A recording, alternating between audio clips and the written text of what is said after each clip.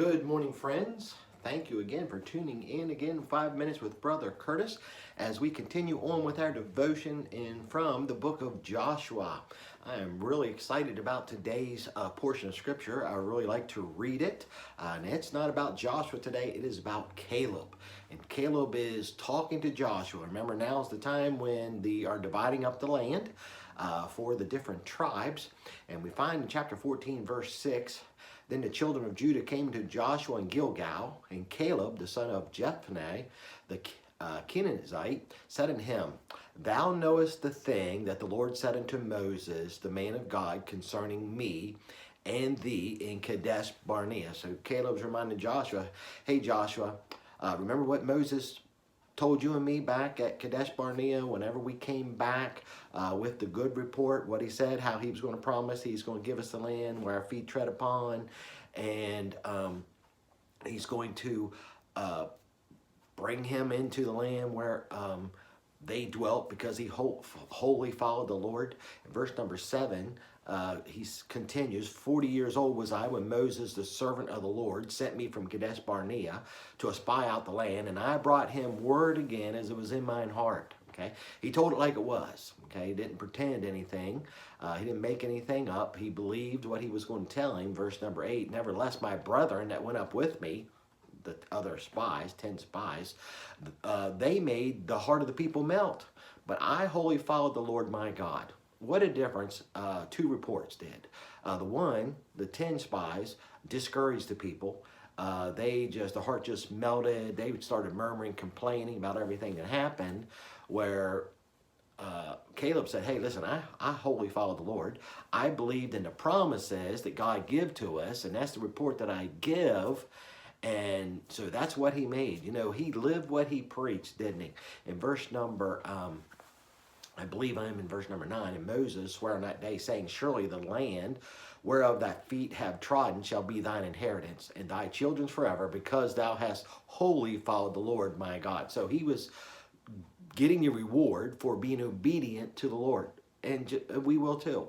God's going to bless us. The blessings of God because we are obedient to him. He's going to take care of it. Verse number 10, and now, behold, the Lord hath kept me alive, as he said, these 45 years, even since the Lord spake this word unto Moses, while the children of Israel wandered in the wilderness, and now, lo, I am this day 85 years old. So now Caleb said, listen, Josh, I'm 85 years old now. The Lord's kept me alive these 45 years since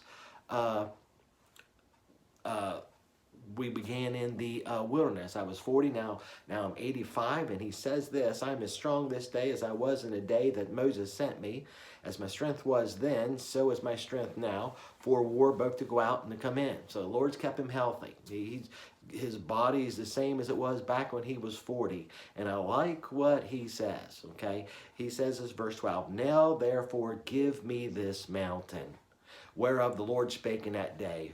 For thou heardest in that day how the Anakims was there, and that the cities were great and fenced. And if so be the Lord will be with me, then I shall be able to drive them out, as the Lord said. Remember that mountain, the one that the 10 spies came back and said, oh, there are giants in the land. There's great walls in the land. We can't possibly, we're like grasshoppers in their sight. We cannot possibly overcome them. And this was the ground that Caleb wanted, okay? He wanted to show the children of Israel that God promised them to give that land. And since God said they could drive out the giants, they could overcome all the obstacles, Caleb was saying, I want to prove them wrong. Okay, I want to show them that the Lord keeps his word. Give me the mountain. Give me the hardest part. Give me the toughest part, because I know my God will keep his promise. Boy, isn't that what you and I should do? We always look for the easy way out, don't we? But God has a plan. God's got his promises. The only thing we have to do is live what we preach. Okay, if we're going to teach people, if we're going to sell them, hey, we trust in the promises of God, then when those hard times comes, when the trials come, when those temptations come, then we need to step up and be the example, so we can encourage people in the Lord and not discourage them, so we don't make the heart of the people melt. Okay, if we look and appear like we're strong in faith, and then when something comes, then we get discouraged, we get down and start talking bad. That's going to discourage others. So let's watch the words we say. Let's live what we preach, live each day for the Lord, and stand on the promise of God. Well, you have a great day, my friend. Let me just encourage you to read that portion of Scripture once again. It's just encouraging, and what it will do to your heart. God bless you, my friend. And remember, we are another day closer. God bless.